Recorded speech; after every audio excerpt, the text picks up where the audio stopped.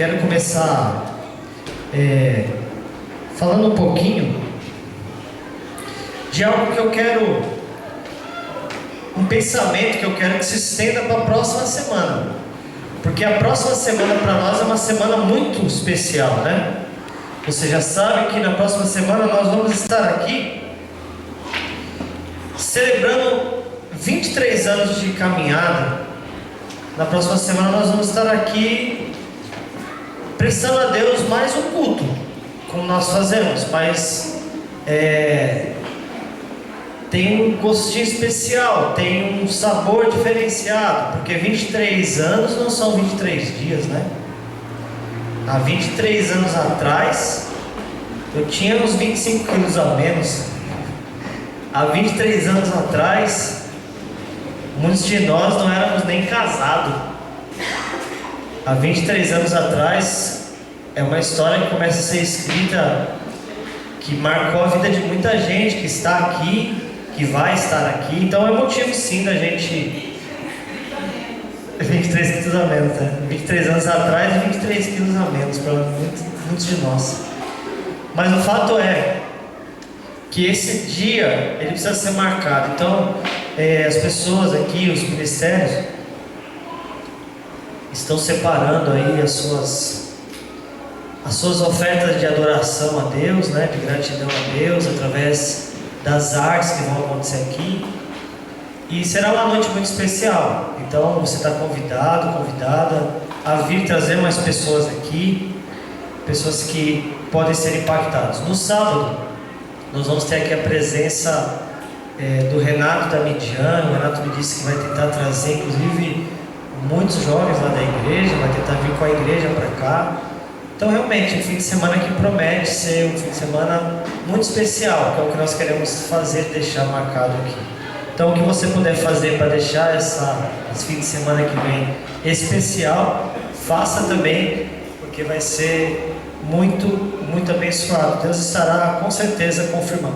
Se há 23 anos atrás nós nem esperávamos o que ia acontecer, né? Se há 23 anos atrás nós estávamos num culto de oração despretensioso só para nos reunir, e de repente se transformou numa história de casamentos, de famílias, de batismos, de tanta gente que passou.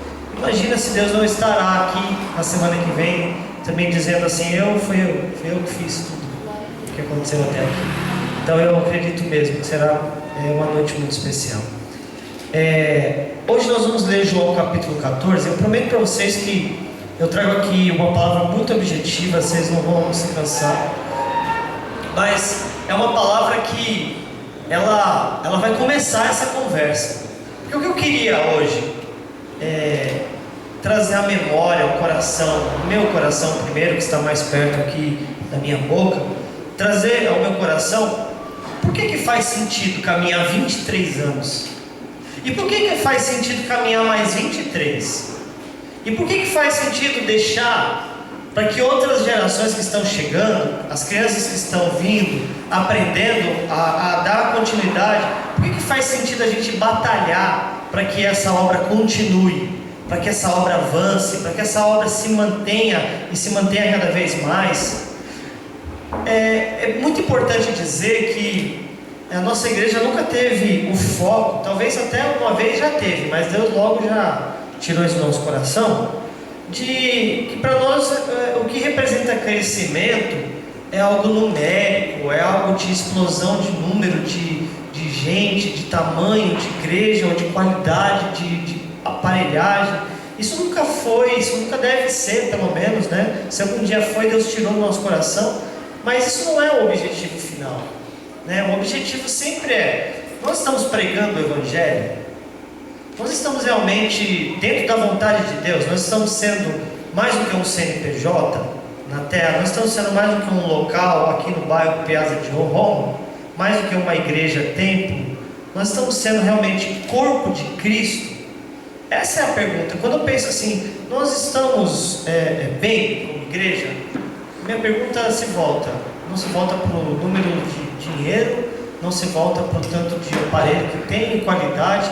A pergunta é: nós estamos pregando o Evangelho, estamos dentro da vontade de Deus? Sempre será essa a pergunta. Agora, o que Deus quiser fazer a partir disso, Ele faz. Então, independente disso, quem passou por aqui, a minha oração é que seja firme no Evangelho de Cristo.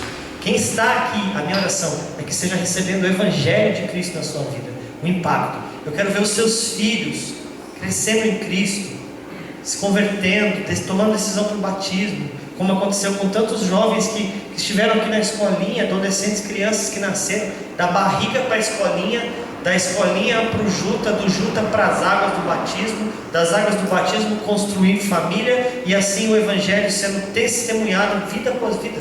Essa é a igreja, essa é a minha história de conversão, essa é a história de conversão de muitos, essa é a história que eu estou vendo acontecer dentro da minha casa. E eu não sou nem um pouquinho diferente de qualquer um aqui, nós somos todos iguais diante do Senhor. E eu vejo isso acontecer na minha casa, sabe? Quando eu vejo as minhas filhas querendo participar de ministério, crentes no Senhor Jesus, eu digo: Senhor, está dando certo a igreja. E assim tem que ser, irmãos, na sua família, na tua casa, com os teus filhos. Essa é a igreja de Cristo, que desde mais de 2000 anos atrás, desde a primeira palavra pregada de Jesus, ela vem se multiplicando, e essa palavra entrou, impregnou no mundo, e o mundo de Cristo, o mundo do reino de Deus, é um mundo abençoado, é um mundo bom para o hoje, é um mundo bom para o amanhã, e é um mundo bom para a eternidade, quando Ele voltar e realmente se cumprir todas as coisas. Esse é o Evangelho. E hoje, em João 14, do 1 ao 3, não se turbe o vosso coração, credes em Deus, crede também em mim. Na casa de meu Pai há muitas moradas, e se não fosse assim, eu vou teria dito, pois vou preparar-vos lugar. E se eu for e vos preparar lugar, eu virei outra vez e vos levarei para mim mesmo, para que onde eu estiver, estejais vós também. Na casa de meu Pai. Quando Jesus se referia à casa de meu Pai, a morada de que Jesus se referia, essa casa, ela não era necessariamente um lugar. A exemplo que talvez venha à mente logo, o céu. Na casa de meu Pai há muitas moradas. Quando Jesus ele usava a expressão na casa de meu Pai, ninguém naquele tempo que estava ouvindo aquela palavra associava ao céu. Quando Jesus falava a casa de meu Pai, naquele lugar, automaticamente o coração das pessoas, a mente, o entendimento das pessoas se voltava para o templo em Jerusalém. O templo em Jerusalém era a casa quando Jesus se referia. Um exemplo foi quando Jesus ele esteve com eles no templo e expulsou os vendilhões. Aí ele disse o seguinte: a casa de meu Pai é casa de oração, e vocês transformaram em um ambiente de comércio religioso. Então perceba, o entendimento daquelas pessoas se dava ao templo. Só que em João capítulo 2 versículo 13, Jesus disse que a este templo do qual ele chamava casa de meu Pai, a este templo Jesus disse: eu vou destruir. Um templo que demorou 46 anos para ser construído, ele se refere a Jesus a este templo: eu vou destruir. Só que este templo que eu vou destruir, essa casa de meu Pai, será reconstruída, reedificada após 3 dias. Ele disse isso em João capítulo 2, a partir do versículo 13.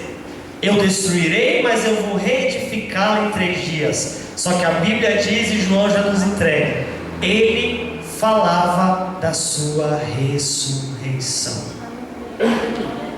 Aleluia. Então Jesus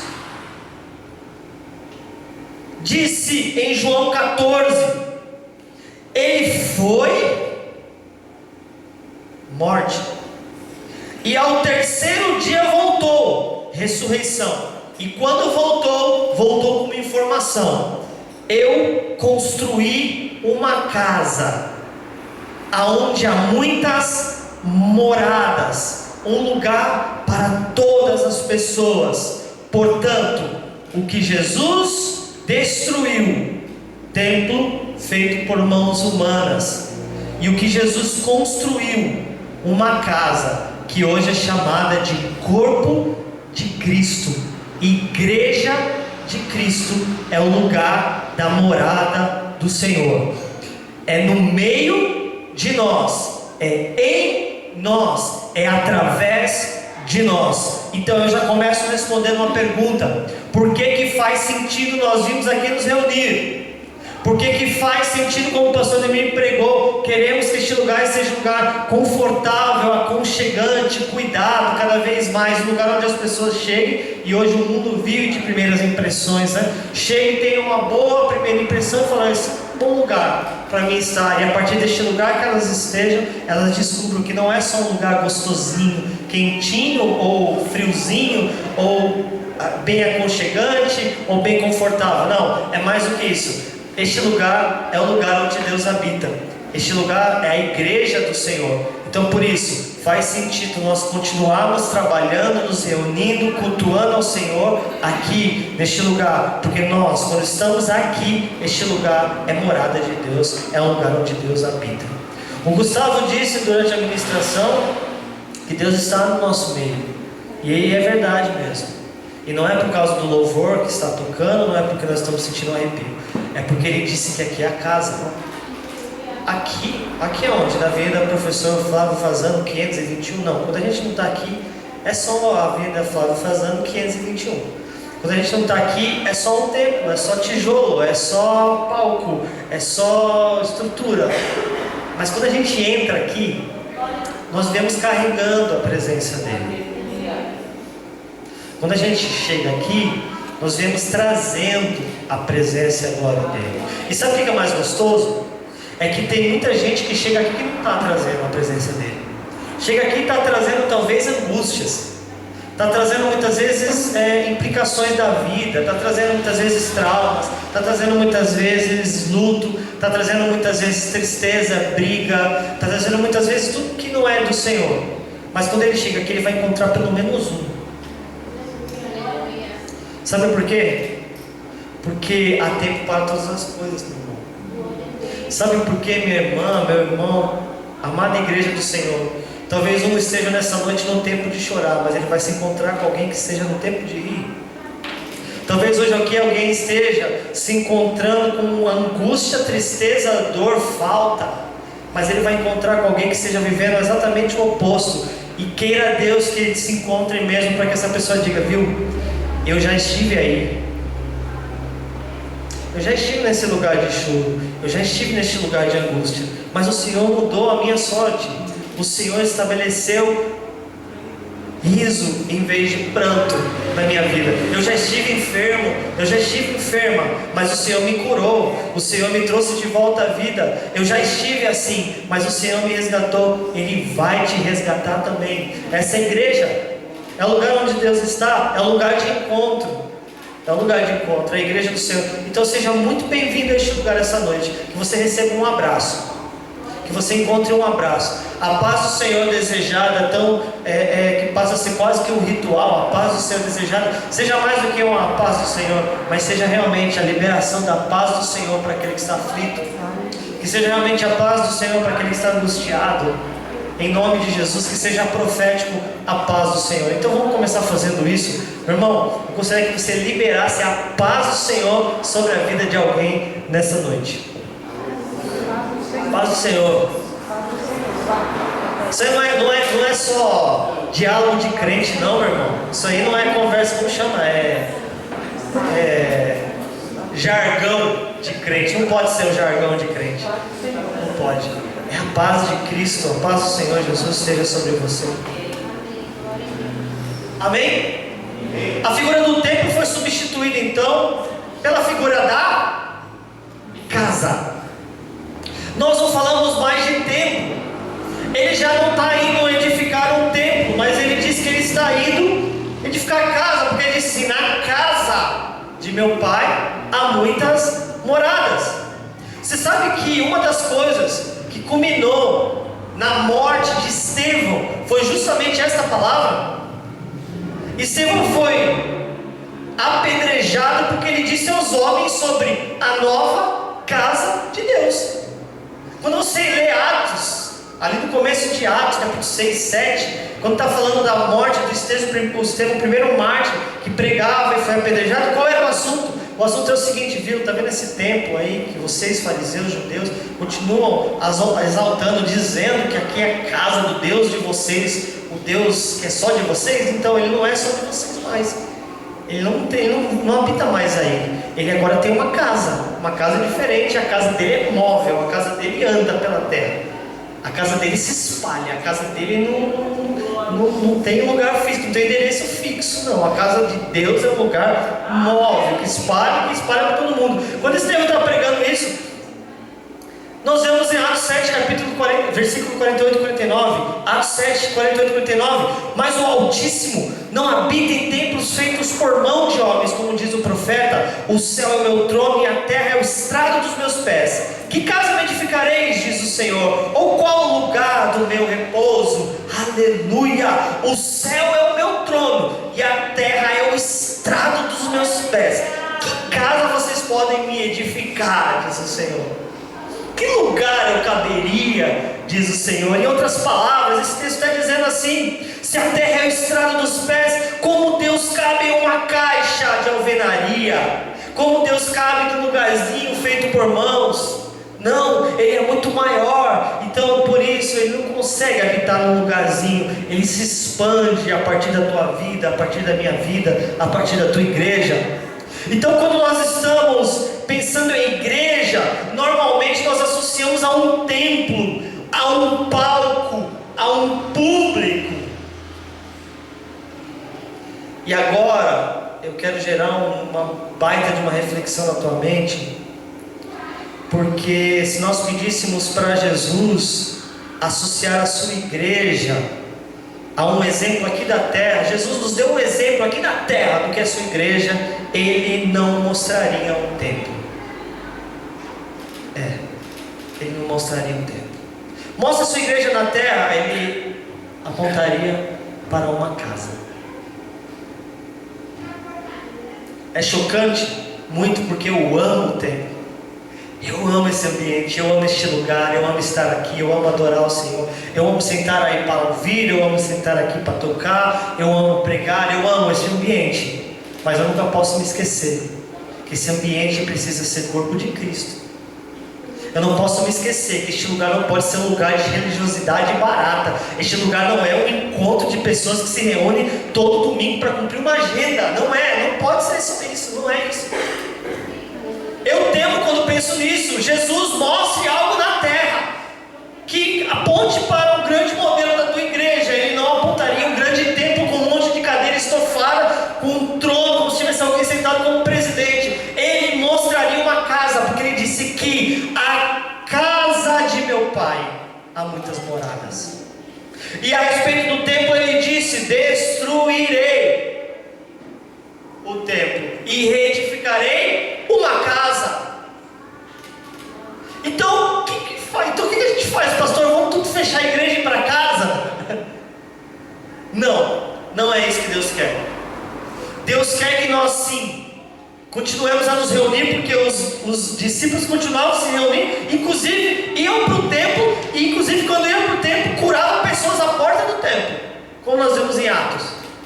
Não, o problema não é ir ao templo, o problema não é ir ao culto, muito pelo contrário, o culto continua, mas o problema é quando nós nos tornamos religiosos e frequentadores de culto religioso uma vez por semana. Se nossa vida se resume a isso, nós estamos vivendo um problema, um grande problema. Este lugar precisa ser um lugar que venha nos expandir para fora daqui.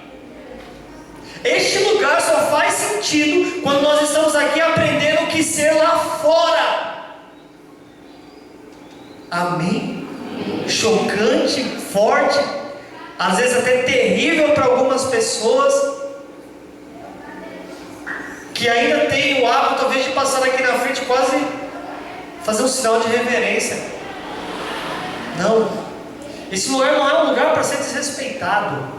Não é um lugar para ser jogado. Não. Este lugar é um lugar para ser gerado sementes e vidas. Vidas que transformam outras vidas. Sempre terá a ver com vida. Sempre terá. Então se aqui a gente começar a transformar a igreja numa empresa, ela será uma grande empresa bem sucedida, porque, olha, se você misturar conceitos de administração com fé, com espiritualidade da humanidade que é sedenta, nossa, você constrói uma grande empresa. Empresa com atrações, empresa com isso, com aquilo, mas esse não é o propósito. O propósito de Deus é que nós venhamos nos transformar parecidos com Cristo. Se nós estamos aqui aprendendo a ser gerados cada vez mais parecidos com Cristo, encharcados por um fogo que vem dele, para crescer na presença dele, ser cristão de verdade, cristão como marido, cristão como filho, cristão como esposa, cristão como servos e servas do mundo, como funcionário, como empresário, se nós estamos espalhando Cristo através de nós, faz sentido. Faz sentido. Mas se isso não está acontecendo, isso aqui se torna somente um templo feito por mãos humanas, e não é o que a gente quer, não é o que a gente precisa fazer, e não é o que o mundo está esperando. Amém? O impacto aqui é maior do que um lugar feito por mão, do que uma plataforma, do que um palco. O impacto é da presença e poder de Deus. Poder de Deus. Não é poder humano de uma igreja que sabe de ser administrada e administrar. É poder de Deus. O negócio aqui é espiritual, não é somente administrativo. Amém? É forte. É forte, sabe por quê? Porque a gente tende a buscar coisas assim. A gente tende o tempo inteiro a achar que isso é tudo. A gente tende o tempo inteiro a acreditar que os nossos projetos, está faltando isso, está faltando aquilo, quando tiver isso, quando tiver aquilo. Mas viu, em primeiro lugar o que tem que ter é o poder de Deus, o Evangelho. O Evangelho que você traz da sua casa. O Evangelho que você vem com o Evangelho e o poder de Deus, e você então faz esse ambiente fazer sentido. Em nome de Jesus. Aleluia. Concluído então esse primeiro ponto aqui. A igreja, não o templo, a igreja é a casa de Deus. Essa reunião, essa comunhão, essa comunicação do Evangelho, o que está acontecendo ali dentro agora, o que está acontecendo lá em cima, o que está acontecendo aqui, é a igreja do Senhor em movimento. Sim. Se transformando em casa de Deus, mas para viver agora as nossas reuniões, as nossas celebrações, como quem se assenta à mesa com Jesus, como uma família espiritual. Escute isso agora. O que Deus quer de nós, nessa mensagem de 23 anos que a gente carrega. Deus quer que as nossas celebrações, que os nossos cultos, que os nossos projetos sejam como quem senta à mesa com Jesus. Como quem senta à mesa com Jesus. Escute essa palavra, mesa. Mesa, escute essa palavra, mesa, mesa. Essa nova casa de Deus, que é formada por todos aqueles que creem e cumprem a palavra de Jesus. Essa nova casa de Deus, que é formada por aqueles que creem e que cumprem a palavra de Jesus. Nós sabemos que a formação dessa casa é composta por aqueles que, assim como Mateus 16, Pedro, tem uma revelação. Quando Jesus pergunta: quem vocês dizem que eu sou? E Pedro levanta uma voz e diz: tu és o Cristo, o Filho do Deus vivo. Tu és o Cristo, o ungido de Deus. Quando ele disse isso, a palavra ungido, ele estava dizendo assim: eu reconheço, eu entendi, eu recebi uma revelação que tu és aquele que foi prometido desde lá no Éden, na história, onde diz que pisaria a cabeça da serpente, desde lá de trás, que foi sendo construído dentro dos profetas, dentro dos salmos, dos cânticos, dos reis, dos profetas maiores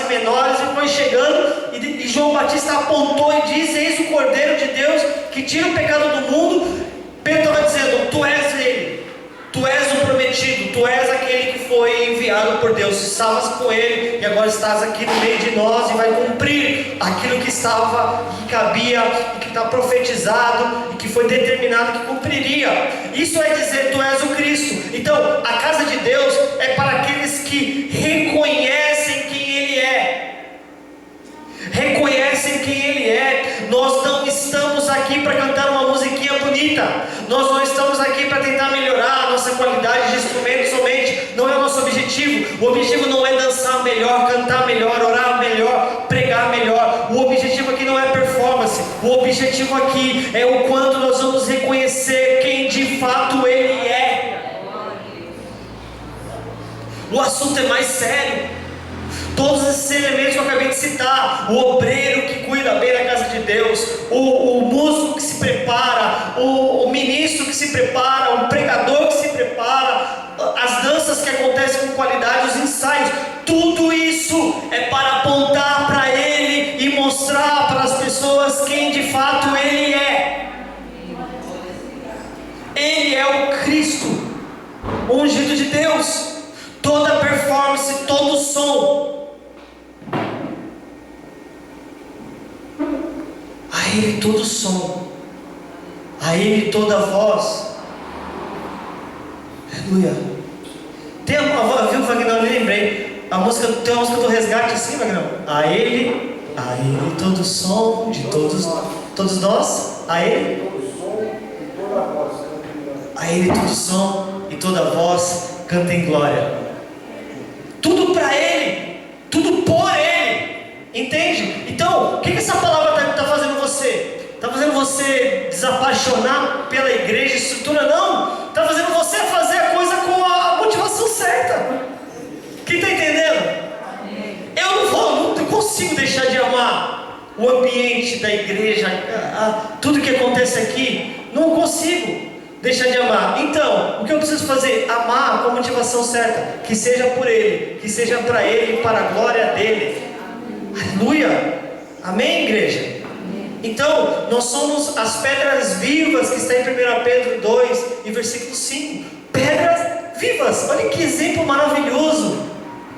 Antes eram pedras mortas, eram pedras paradas, mas agora nós somos casa, pedras vivas, que vivem, que expressam aquilo que Ele é. Vós também, como pedras vivas, sois edificados, casa espiritual, sacerdócio santo, para oferecer sacrifícios espirituais agradáveis a Deus por Jesus Cristo. 1 Pedro 2,5. Vós também, Pedro está dizendo quem nós somos. Nós somos pedras vivas, somos edificados como uma casa espiritual, sacerdócio santo, para o objetivo: oferecer sacrifícios espirituais agradáveis a Deus por meio de Jesus Cristo. Pedro está dizendo aqui na sua carta, 1 Pedro 2,5, que tudo aquilo que nós vimos no Antigo Testamento, o templo, o sacrifício, a antiga casa, eram sombra do que ia acontecer com você, meu irmão e minha irmã.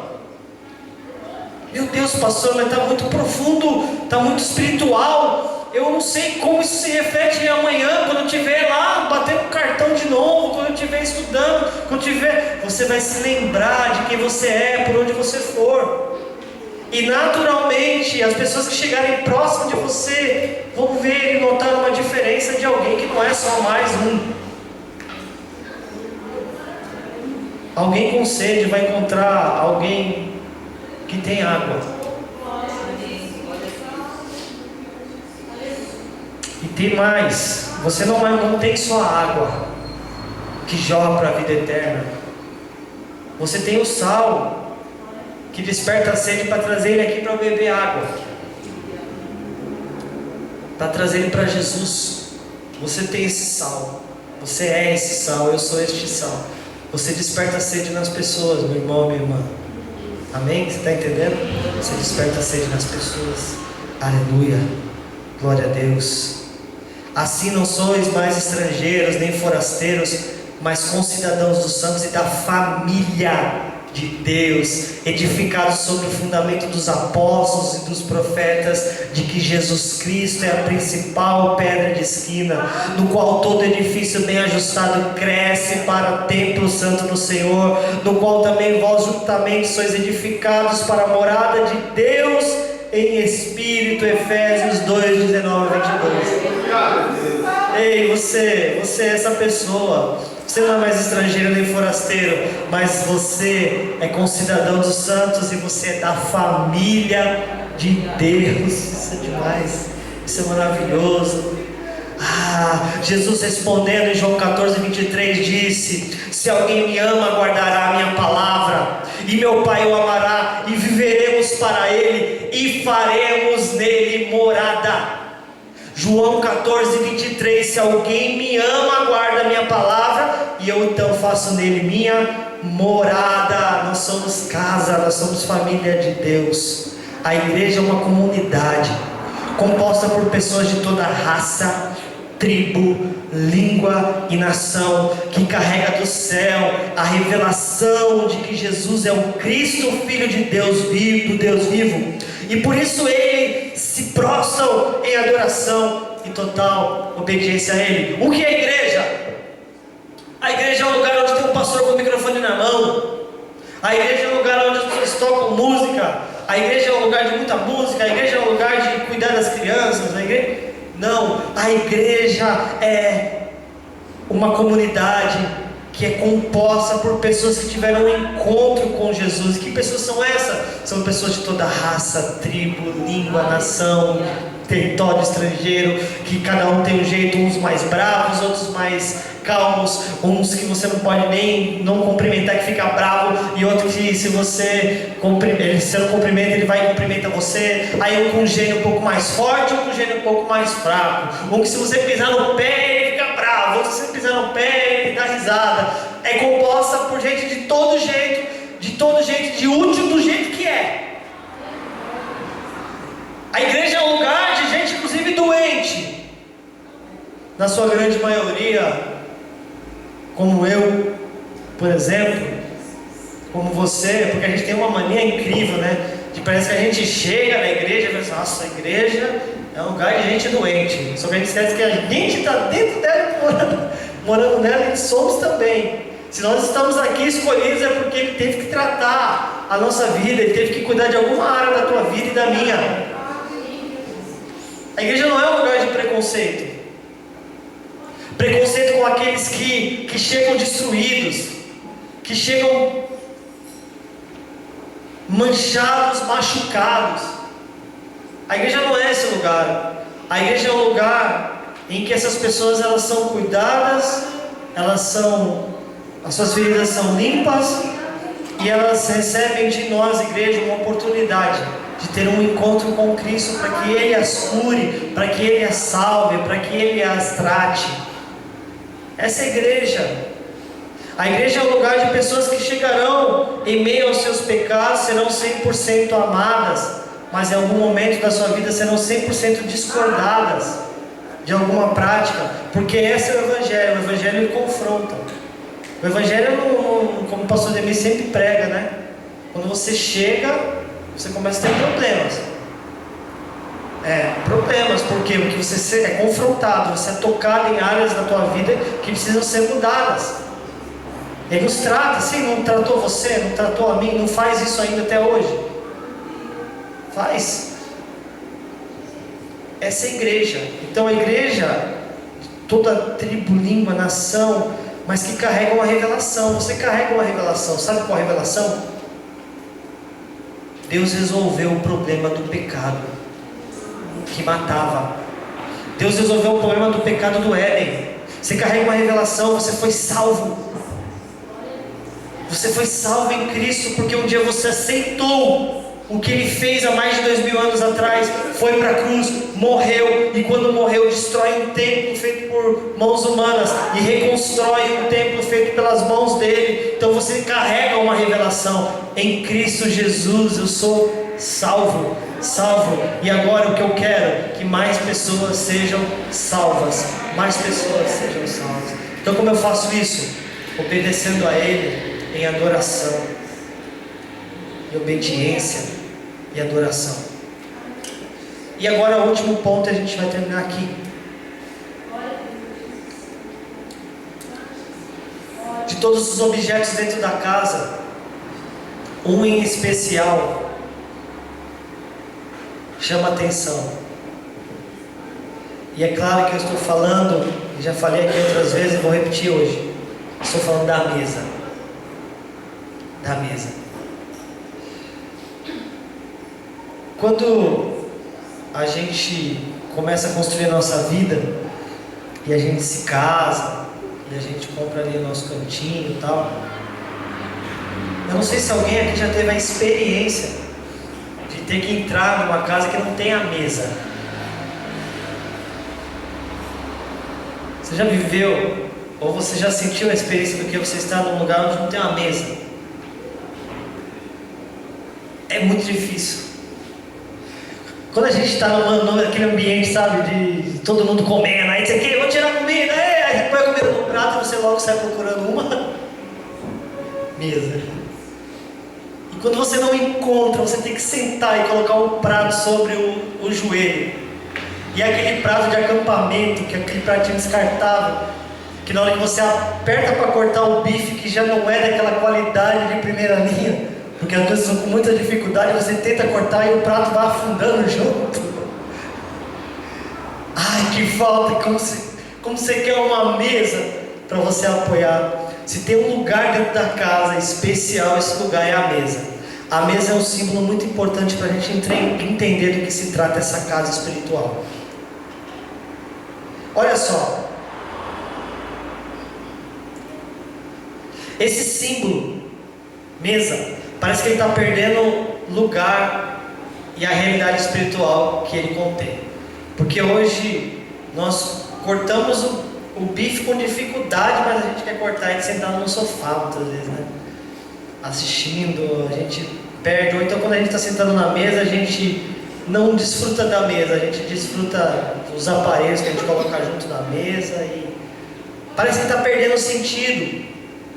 Porém, nos tempos mais antigos, nos tempos bíblicos, nós podemos ver a importância da mesa na construção da história. Olha só, a celebração da Páscoa no Egito.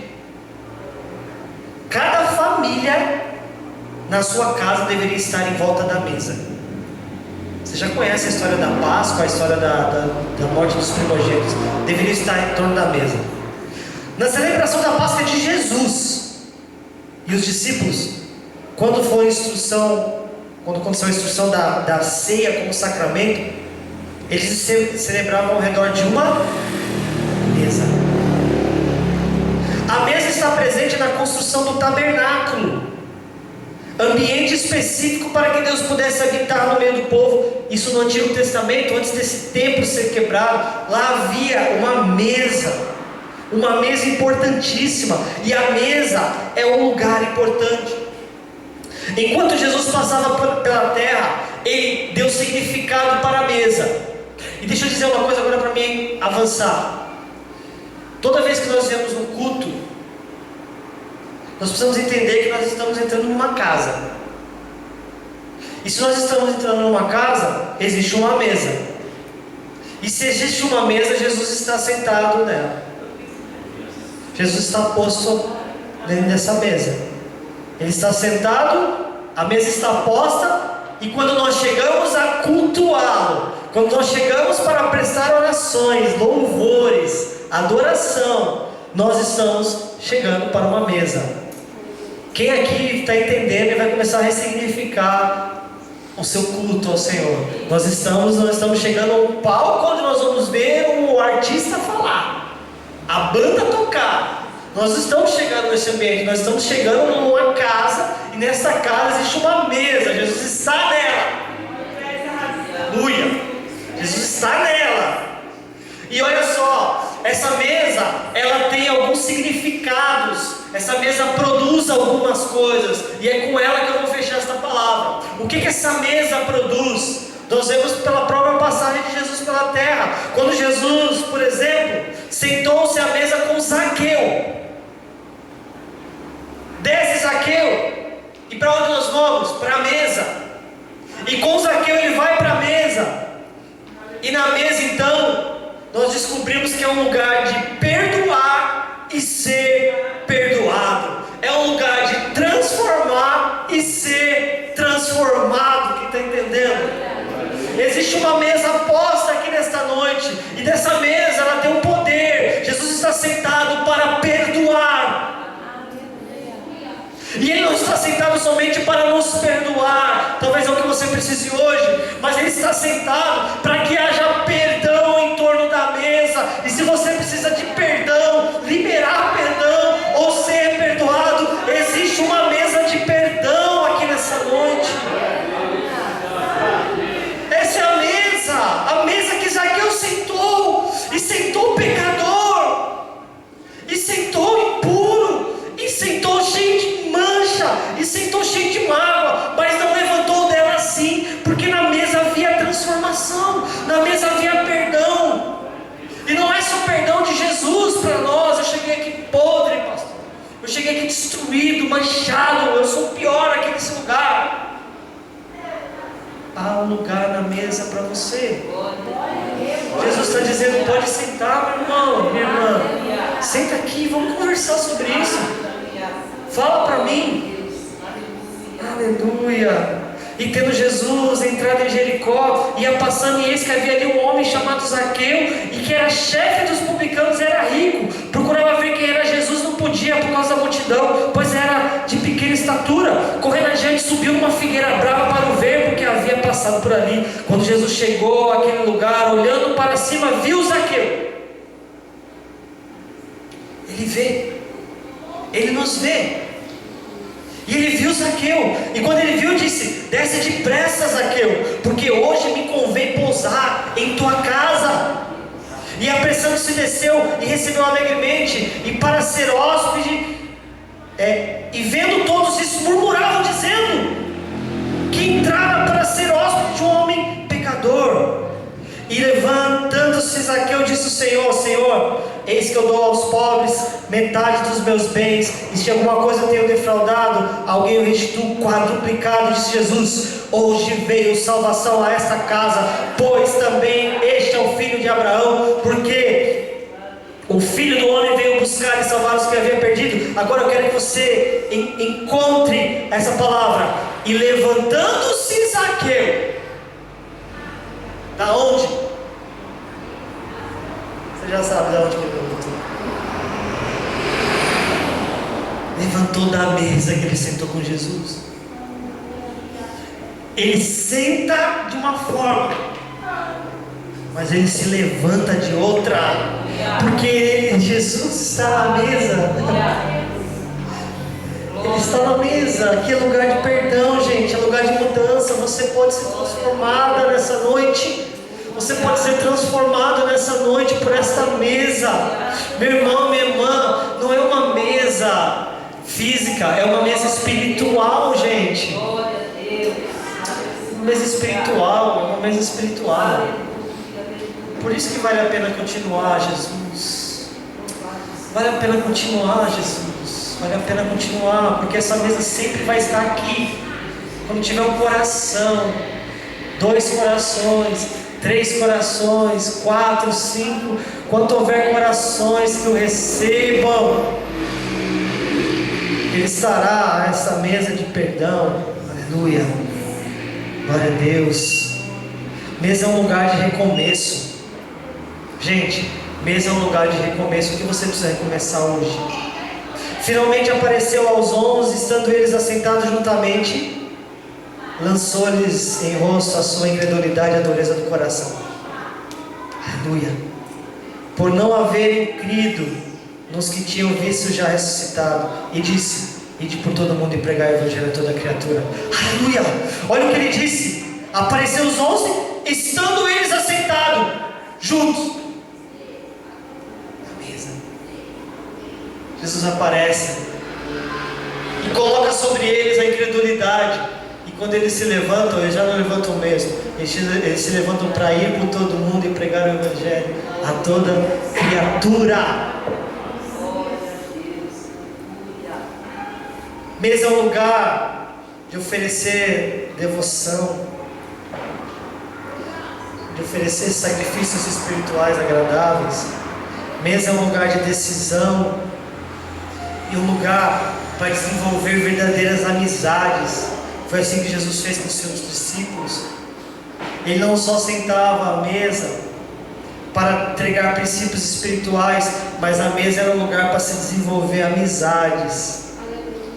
Mesa é um lugar para reconhecer Jesus em meio à maior crise. Os discípulos do caminho de Emaús.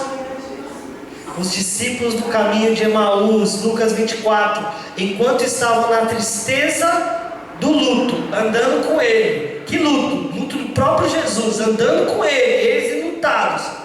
Até que eles entram numa casa e fazem o quê? Sentam-se à mesa com Jesus. E quando eles sentam-se à mesa, Jesus pega o pão, ele parte o pão e ele diz: é ele.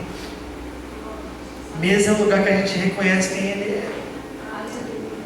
Mesa é o lugar, é esse lugar, é uma mesa. Aqui não é um palco, não é uma plataforma, aqui é uma casa. É uma casa com uma mesa posta, onde eu convido vocês a partir de hoje, a cada culto que você vir, pensar sobre isso. Pense sobre isso. Mesa é um lugar de edificação e celebração da família. E eu termino dizendo que casa tem tudo a ver com mesa e nada a ver com palco. O lugar de encontro da família de Deus é na mesa e não no palco. Amém? Vamos louvar o Senhor, vamos adorá-lo mais uma vez. E eu vou te dar uma oportunidade. Qual é a conversa dessa mesa hoje? Sua com Deus. Qual que é essa conversa? O que você precisa trazer para esta mesa? Qual que é a condição hoje? O que você precisa trazer para esta mesa?